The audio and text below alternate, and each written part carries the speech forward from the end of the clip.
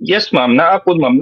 Nami nakita nga gi saka no ni ato ang Congressman Steve Solon no ato ang mga congressman sa Sarangani nga nagpasa sila og sa ilang House of Representatives og kaning mga resolution nga gusto nila mapasaka ni mga batas. So kami, ma'am, ako personally gusto po na ako na mapapasa no, and uh, pwede na to na siya suportahan because that is for the welfare of everyone, especially our children. Sa sugod man gud, especially man gud atong pandemic, di ba, na exposed tang tanan tungod kay nag-shift sa online tanan. Mo nang kinahanglan pod niya tungod kay changing na gyud ang atong environment, dapat kita mag-adapt pod ta.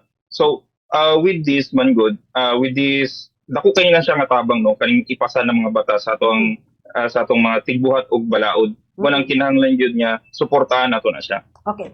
Sir, karon murag rampant man pod ang ginatawag nato mga online scam. Unsay masulti mo ani, sir?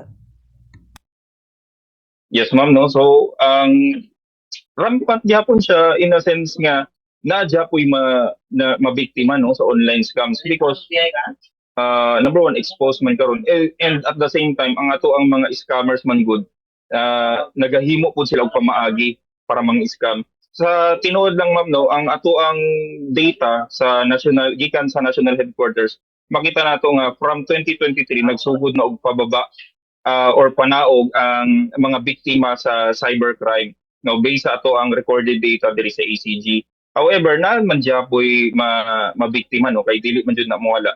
Pero kaning pagbaba man gud sa mga recorded cases sa cybercrime is because natay mga batas nga gipasa sa national government na nakaapekto gyud na maprotektahan ang ato ang katawhan og nagatabang pod sa atong kapulisan nga maimbestigahan og tarong ang mga cases sa cybercrimes. So in case man gyud nga naa man joy gapoy mabiktima, dili man gyud na siya mawala, pero kami sa amo ang unit diri sa anti-cybercrime group is nagatabang mi og education, ma-educate ang atong katawhan paano sa maiwasan kung paano nato siya ma-address, no. So tabang-tabang tama to gingon ka ganihang nga tabang-tabang tang tanan kay dili gyud ni siya kaya sa atong kapulisan, sa atong mga teachers, tabang-tabang tang tanan mo nang ginapaabot pud sa ato ang regional director no nga